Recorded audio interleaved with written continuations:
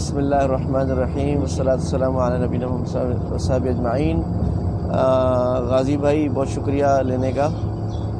یہ ہمارا سفر الحمدللہ مکہ میں ہمارا 5 دن کا قیام تھا، 6 دن کا، اور میرا پورا خاندان ساتھ ہے۔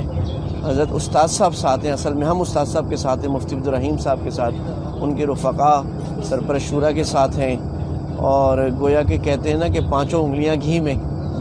اور اب ہم الحمدللہ مدینۃ الرسول صلی اللہ علیہ وسلم فداہ ابی و امی، ہمارے ماں باپ قربان، وہاں کا مبارک سفر کر رہے ہیں۔ اور استاد صاحب نے کوئی پونے گھنٹے کی بات کی، اور وہ سیرت کے واقعات اور ہجرت کے راستے کے بتائے جو ہم نے پڑھے سنے بھی نہیں، عام سیرت کی کتابوں میں اور بڑی عمیق کتابوں میں حضرت نے بتائے۔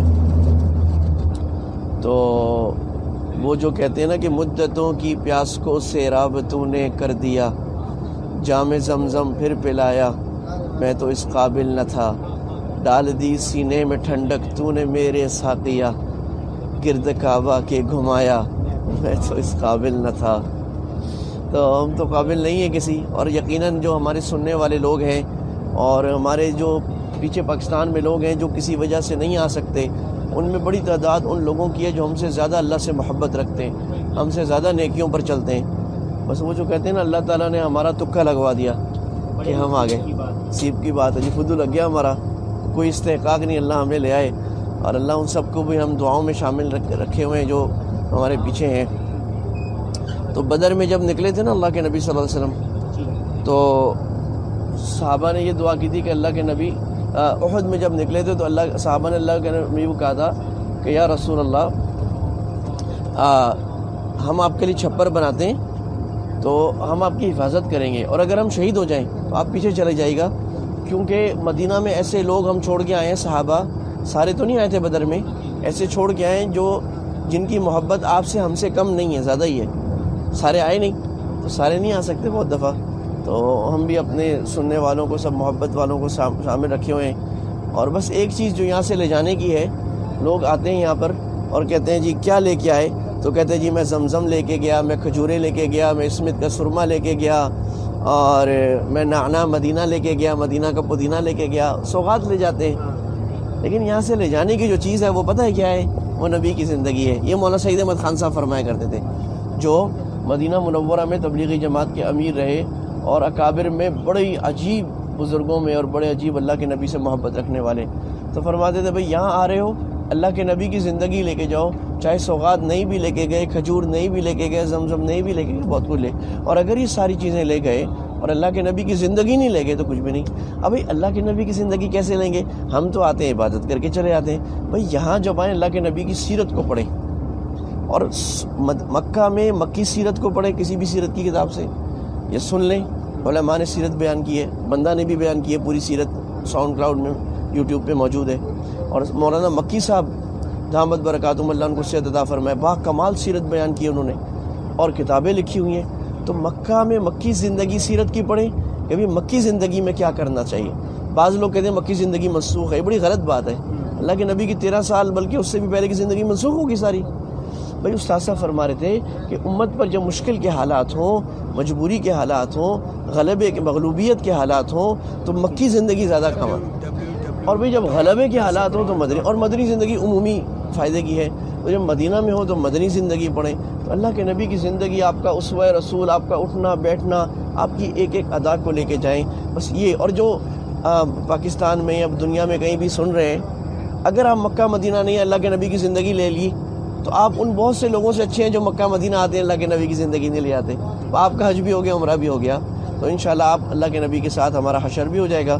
اللہ تعالیٰ قبول فرمائے، اللہ ہم سب کو بار بار ان مبارک جگہوں کی زیارت کروائے اور یہاں سے خوب لینے والا بنائے۔ یہ ایک پاور ہاؤس ہے، جیسے ایک بڑی چارجنگ ہوتی ہے نا، بڑا پاور ہاؤس سے ہوتی ہے، تو سالوں میں جو چارجنگ ایمان کی نہیں ہوتی یہاں جا کے اللہ کرا دیتا ہے۔ اللہ ہم سب کو یہاں کی زیارت کرائے۔ مدینہ کے آداب تو ہم تو اس قابل نہیں ہیں کہ مدینہ کے آداب پورے کریں۔ بس مدینہ کے آداب یہ ہیں کہ بھئی اللہ کے نبی کی محبت کا سرمایہ لے کے جائے، اور اللہ کے نبی کی سنتوں کے جذبے سے لینے کے لیے سے جائے۔ اور بھئی علماء نے یہ بھی لکھا ہے، ہماری فقہ کی کتابوں میں لکھا ہے، حج کی کتابوں میں، کہ غسل کر کے جائے، خوشبو لگا کے جائے, تیار ہو کے جائے, درود شریف پڑھتا ہوا جائے. جب مدینہ میں جائے تو گناہوں کو اور زیادہ چھوڑے, خیر کے کام اور زیادہ کرے, یعنی خیرات, صدقہ, عبادات بہت زیادہ کرے, اور لوگوں سے لڑائی نہ کرے, جھگڑا نہ کرے. کوئی لڑائی کرنا بھی چاہے بولے نہیں بھی میں تو اللہ کے نبی کے مدینہ میں ہوں, میں تو اس ذات کے شہر میں ہوں جو رحمت للعالمین تھی, جو دشمنوں کو معاف کرتی تھی. بھئی ان آداب کے ساتھ مدینہ میں رہیں, عشق نبی کے آداب کے ساتھ, اللہ کے نبی کی اداؤں کو لے کے, محبتوں کو لے کے. اور جن آثار میں اللہ کے نبی کا کوئی عمل ہوا, ان آثار میں اگر جائیں تو اللہ کے نبی کی محبت کی نیت سے تازہ کرنے جائیں. یہاں میرے نبی نے یہ کام کیا, یہاں میرے نبی نے یہ دعا کی, یہاں میرے نبی نے یہ غزوہ کیا, یہاں میرے نبی نے یہ عمل کیا, تاکہ اللہ کے نبی کی محبت میں اضافہ ہو. کیونکہ آدمی جب کسی چیز کو پکچرائز کرتا ہے, آج کی ماڈرن جو ایجوکیشنل فلسفی ہے وہی کہتی ہے آپ کسی چیز کو جب مشاہدے میں دیکھتے ہیں وہ چیز دل میں زیادہ بیٹھتی ہے. تو ہم جب دیکھیں گے کہ اللہ کے نبی نے فلاں جگہ یہ کیا, اور زیادہ کیفیت بنے گی اور اس کام کو کرنے کا عمل اور زیادہ ہوگا.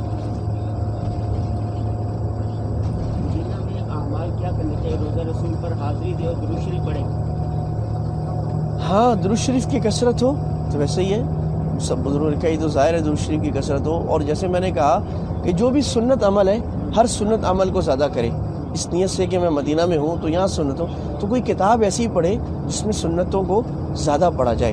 ایک کتاب میں تجویز کر دیتا ہوں. میں کیا کرتا ہوں, ہمارے حضرت شیخ الاسلام صاحب مفتی تقی عثمانی صاحب, محمد تقی عثمانی صاحب دامت برکاتہم, اس کتاب کا بہت حوالہ دیتے ہیں. اسوہ رسول اکرم, ہمارے ڈاکٹر عبدالحی عارفی صاحب رحمۃ اللہ کی کتاب. اور مفتی تقی عثمانی صاحب فرمایا کرتے ہیں کہ بھائی ہمارے ڈاکٹر عبدالحی عارفی صاحب, کیونکہ ان کے شیخ تھے, وہ کہتے تھے میں نے تمہارے لیے ایک چیک لسٹ تیار کر دی. آج کل چیک لسٹ ہوتی ہے نا, ایپ کی ہوتی ہے, میں لکھ دیتا ہوں کیا دہانی کے لیے کام مجھے کرتے ہیں, جو بھی کام میں کرتا جاتا ہوں اس پہ چیک لکھاتا ہے. کہتے میں نے تمہارے لیے ایک چیک لسٹ تیار کی ہے, اس میں رسول کو پڑھتے جاؤ. اور اس میں حضرت فرماتے تھے میں نے چیک لسٹ تیار کی ہے, اس میں رسول کو پڑھتے جاؤ اور اپنی زندگی کی چیک لسٹ لگاتے جاؤ. کیا میں ایسے کر رہا ہوں, کیا میں ایسے کر رہا ہوں, کیا میں ایسے سوتا ہوں, کیا میں ایسے جاگتا ہوں, کیا میں ایسے کھاتا ہوں, ایسے پیتا ہوں, کیا میں لوگوں سے ایسے معاملہ کرتا ہوں جیسے اللہ کے نبی کرتے تھے. اس میں رسول روز اپنے سرانے رکھیں, 2 صفحے پڑھ لیں, زیادہ نہ, یہ نہیں کہ 50 صفحے, نہیں, 2 3 4 صفحے بس, تھوڑے تھوڑے, اس پر عمل کریں. جب تک عمل نہ ہو جائے آگے نہ جائیں. اس سے زندگی میں انقلاب آئے گا. اور مدینہ میں بیٹھ کر اگر پڑھیں گے تو نور علی نور. جی, ہمارے دوست, پیارے دوست جو اس وقت مدینہ منورہ کی طرف رواں دواں ہیں, بس میں ساتھ ہی سفر ہو رہا ہے. یہ جو سفر ہو رہا ہے یہ طریق الہجرہ پر ہو رہا ہے. اور ہم مفتی عفنان صاحب تو ماشاءاللہ اپنی فیملی کے ساتھ آئے ہوئے ہیں, اور آئے بھی برطانیہ سے بڑی محنت مشقت کے ساتھ.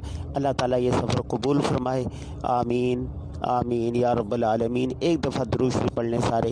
اللہم صلی علی محمد وعلی آل محمد کما صلیت علی ابراہیم وعلی آل ابراہیم انک حمید مجید. اللہم بارک علی محمد وعلی آل محمد کما بارکت علی ابراہیم وعلی آل ابراہیم انک حمید مجید. درس قرآن.com www.darsequran.com